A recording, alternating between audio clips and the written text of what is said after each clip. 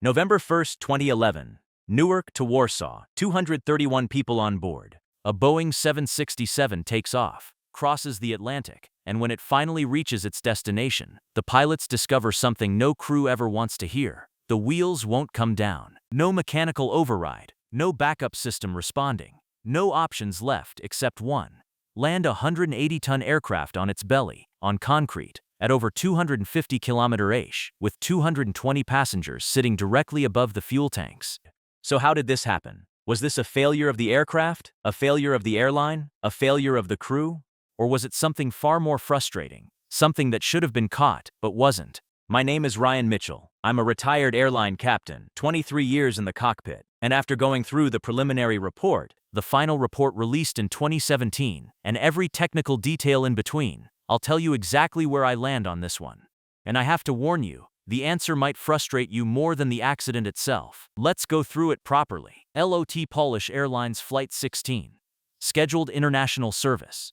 Newark Liberty International Airport, New Jersey, to Warsaw Chopin Airport, Poland. The aircraft was a Boeing 767-300ER, registration Sierra Papa Lima Papa Charlie, named Poznań. Built by Boeing in 1997.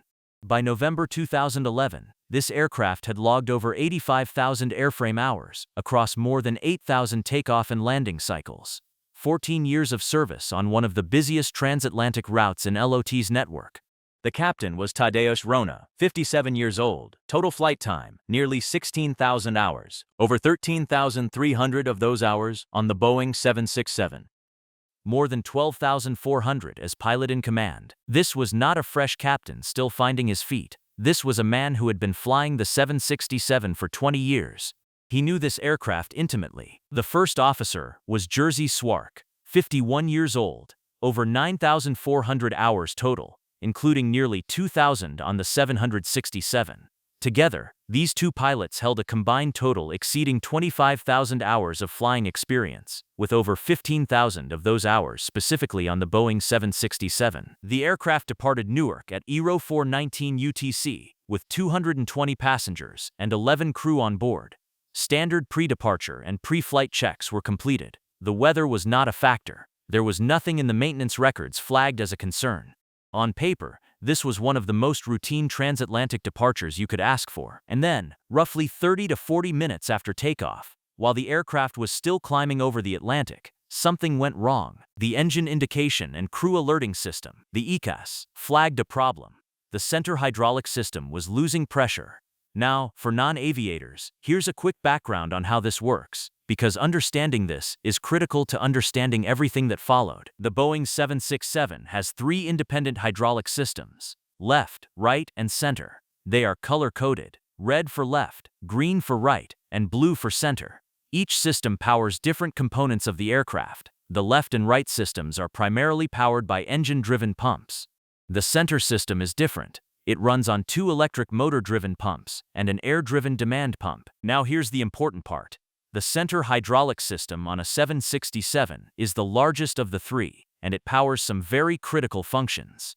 Flight controls, yes, but also nose wheel steering, flaps and slats, alternate brakes, the hydraulic-driven generator, the tail skid, and most importantly for this story, the landing gear. The landing gear on a Boeing 767 is powered exclusively by the center hydraulic system.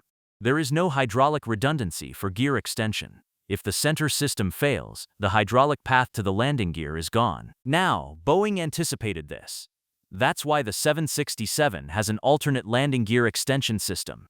It uses an electric motor to release the gear door uplocks, allowing the landing gear to free fall into the down and locked position under its own weight. Gravity does the work. The electric motor just releases the mechanism. Simple, reliable, designed to work even when the hydraulics are completely gone. So, back to the flight. The center hydraulic system is losing pressure. The crew sees the ICAS warning. They follow the checklist. The investigation later determined that the cause was a fractured flexible hydraulic hose in the right main landing gear brake area. The hose had failed due to excessive bending, material stress, and fatigue from repeated flexing cycles over the aircraft's 14-year service life. When that hose ruptured, hydraulic fluid drained out of the center system, pressure dropped, and every function powered by that system became unavailable through normal hydraulic operation, including the landing gear. Now, here's the first decision point that matters. The crew was still relatively close to Newark. They could have turned back. Instead, they consulted with LOT's operations center on the ground, reviewed the checklist, and made a decision: continue to Warsaw. Why? Two reasons. First, the aircraft was carrying a full transatlantic fuel load. That's over 54,000 kg of fuel. Landing immediately with that weight would have been risky on its own. An overweight landing puts enormous stress on the airframe. And if the gear was going to be a problem, doing it heavy makes everything worse. Second, the checklist indicated that while the center hydraulic system was compromised, the alternate gear extension system should still be available. Flaps could be managed through a backup procedure. The aircraft was flyable. The crew had a plan, so they continued. 8 hours across the Atlantic, with a known hydraulic failure. That takes a certain kind of composure. You're not panicking. You're not guessing. You're managing. You're preparing. You're running through every scenario. That's what training is for. The aircraft arrived over Warsaw airspace and began its approach into Chopin Airport. This is where the timeline gets critical. The crew selected gear down. Nothing happened. No green lights. No indication that the landing gear had deployed. They tried again. Same result. The normal hydraulic system was dead. Expected. So they moved to the alternate system. The alternate gear extension, the one powered by the electric motor, the backup that was specifically designed for exactly this scenario. They activated it. Nothing. The gear did not move. The backup system, the one system that was supposed to save this situation, had failed too. Two independent failures on the same flight. The crew immediately executed a go-around. They climbed away from the runway, declared an emergency, and informed Warsaw Air Traffic Control that they had a complete landing gear failure with no means of extension. Now, at this point, Warsaw Chopin Airport transformed into something that resembles a military operation. Two Polish Air Force F-16 fighter jets were scrambled and sent up to fly alongside the Boeing 767. Their job was simple but critical. Get close enough to visually confirm the state of the landing gear. The F-16 pilots reported back. All three landing gear assemblies were fully retracted. No partial extension. No damage visible externally. The gear was locked up, and it was not coming down. On the ground, the airport began full emergency preparations. Every incoming flight was diverted. Departures were suspended. Roads surrounding the airport were closed. Emergency services mobilized. Fire trucks, ambulances, and rescue teams staged along runway 33, and ground crews began covering the runway surface with fire suppression foam. The foam serves two purposes. It reduces friction between the aircraft belly and the concrete, which helps control the slide. And it suppresses sparks, which is critical because you're dragging metal across a hard surface directly below fuel tanks. Meanwhile, Captain Rona made a deliberate decision to circle the airport. For over an hour, the Boeing 767 flew holding patterns over Warsaw, burning off fuel. Every kilogram of fuel consumed meant less weight on impact and less fuel available to ignite if anything went wrong on the ground. This wasn't hesitation. This was methodical risk reduction. The crew was managing the one variable they still had control over. During this time, the crew prepared the cabin. The passengers were briefed on what was about to happen. Brace positions were demonstrated. The cabin crew secured the galley equipment and prepared the emergency exits. 231 people sat inside that aircraft, circling over a city, knowing that the next time they descended, there would be no wheels underneath them. At 1440 Central European Time, Captain Rona brought Flight 16 in on final approach to runway 33. Daylight, visual conditions, no wind to complicate an already impossible situation. The approach was stabilized, the speed was controlled. And when the aircraft crossed the threshold, Rona held it as long as he could, bringing the nose gently down until the belly of the Boeing 767 made contact with the foam-covered runway. What happened next took less than 30 seconds, but felt like an eternity for everyone watching. The fuselage scraped along the concrete, trailing a plume of sparks and foam. The aircraft slid for roughly 1,200 to 1,400 meters before coming to a controlled stop at the intersection of runways 33 and 29. It stayed on the runway. It stayed centered. It did not break apart.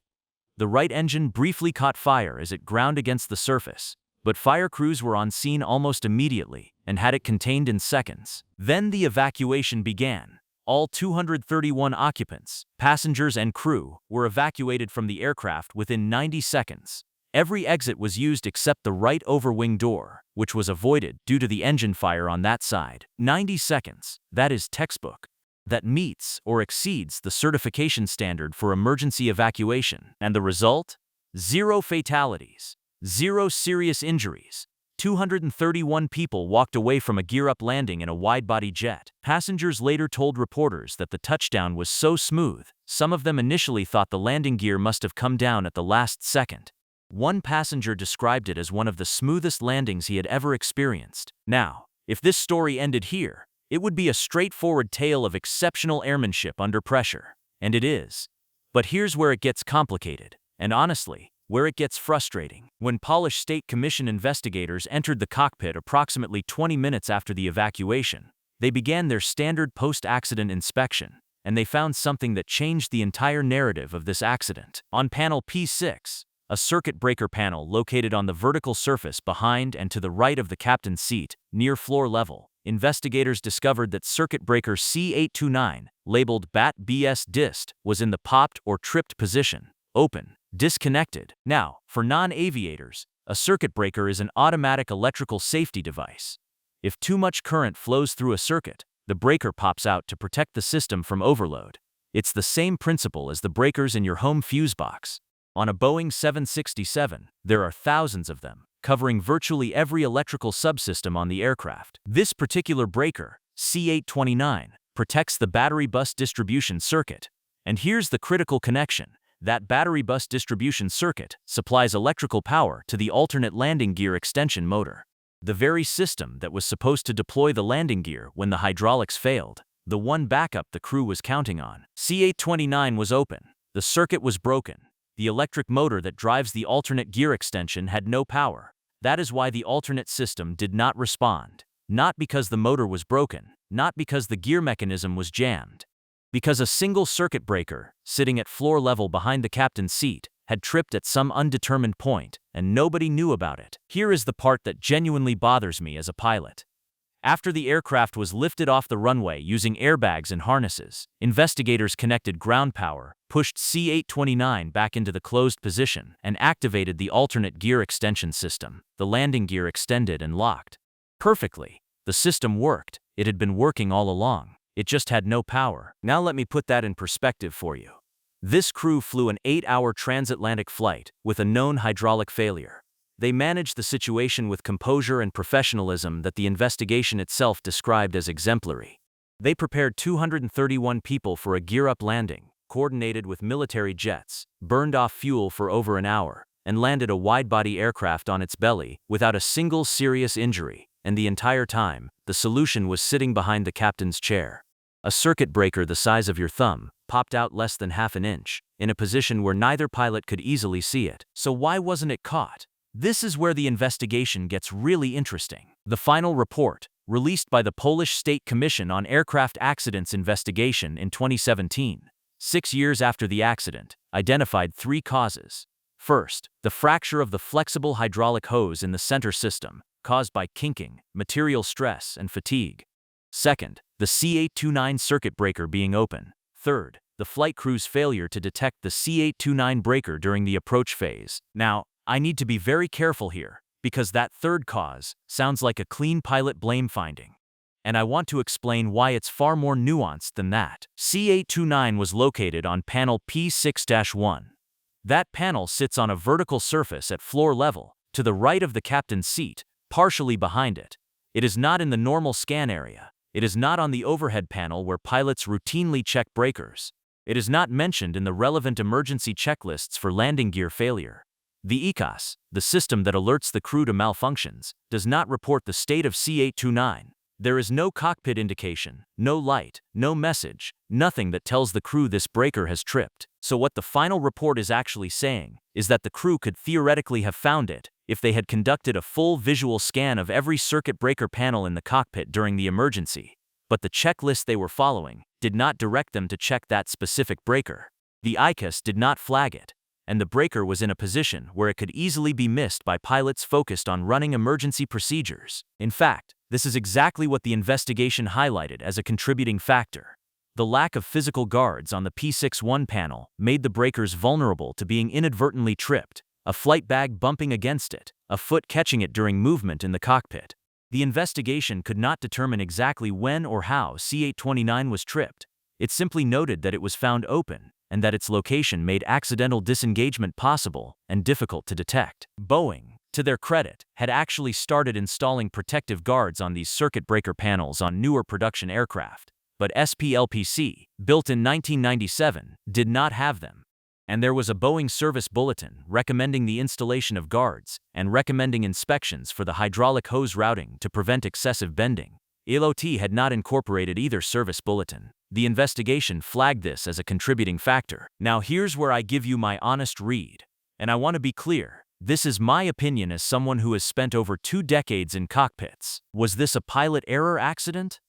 Technically, the report lists the crew's failure to detect C-829 as a cause. And technically, yes, if they had found that breaker and pushed it back in, the gear would have extended and this would have been a routine landing with a hydraulic system write-up. No belly landing, no hull loss, no international headlines. But here's what I can't get past.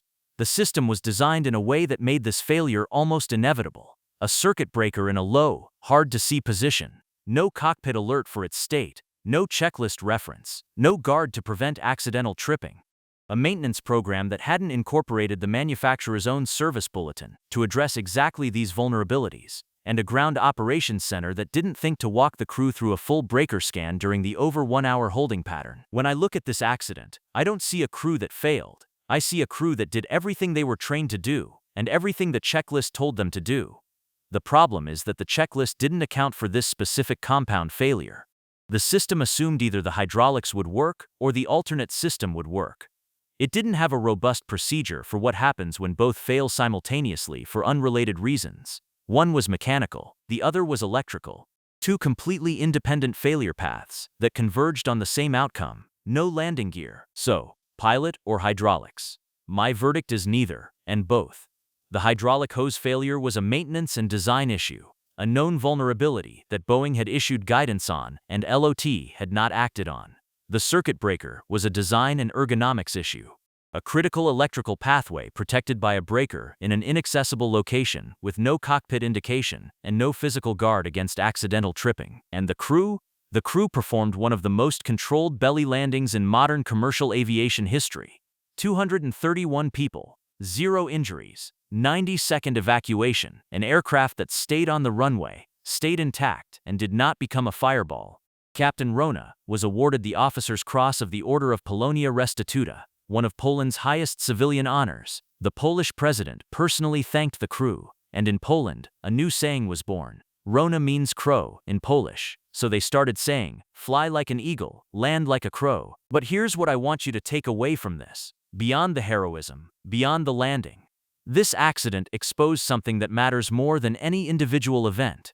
It exposed how compound failures can defeat redundancy. Every commercial aircraft is designed with backup systems. If System A fails, System B takes over. That is the fundamental philosophy of aviation safety. But what happens when System B has a silent failure that nobody knows about until System A fails and System B is actually needed? That is exactly what happened on Flight 16. The hydraulics failed, which is what the alternate system was designed for. But the alternate system was already silently disabled, and nobody knew, because no instrument, no alert, no procedure told them to check. The Boeing 767 is not a flawed aircraft. It has flown safely for over 4 decades. Over 1,200 have been built. This was the 14th hull loss in the type's entire history. But this accident showed that even in a well-designed aircraft, the gap between what the system can do and what the crew knows it can do is where accidents live. Now, there is one more detail I want to leave you with, because it rarely gets discussed. The aircraft, SPLPC, sustained extensive damage in the belly landing. The fuselage skin was ground away, the engines were destroyed, the structural integrity was compromised beyond economic repair. LOT declared it a hull loss. In November 2013, 2 years after the accident, the aircraft was scrapped, a 14-year-old Boeing 767, with over 85,000 hours of service, destroyed not by a catastrophic structural failure, not by an engine explosion, not by severe weather, but by a rubber hose that bent too far and a plastic breaker that popped without telling anyone. That is what this accident teaches. Not that pilots failed, not that Boeing built a bad aircraft, but that the smallest, quietest failures, the ones nobody designed an alarm for, the ones nobody wrote into a checklist, those are the ones that can bring an aircraft down. The final report made several recommendations: enhanced visual checks of circuit breakers during emergency procedures, improved hose alignment inspections during maintenance, installation of protective guards on circuit breaker panels, and operator adoption of relevant service bulletins. These changes, if implemented across the global fleet, mean that LUT Flight 16's legacy isn't a belly landing. It's every future flight where a pilot catches a tripped breaker because someone finally told them to look. That's how aviation works. You learn from the ones that go wrong, so the next crew gets it right. Captain Rona and First Officer Swark didn't crash that aircraft. They saved 231 lives with skill, composure, and professionalism that the investigation itself called exemplary. And the investigation, to its credit, didn't stop at the crew. It went deeper. It found the hose, it found the breaker, it found the missing service bulletins, it found the gaps in the system. That's the difference between a good investigation and a blame game. A blame game finds a person. A good investigation finds the truth. And the truth here is that LOT Flight 16 was a systems failure disguised as a heroic landing. Both things are true at the same time. 15 years later, that aircraft is gone.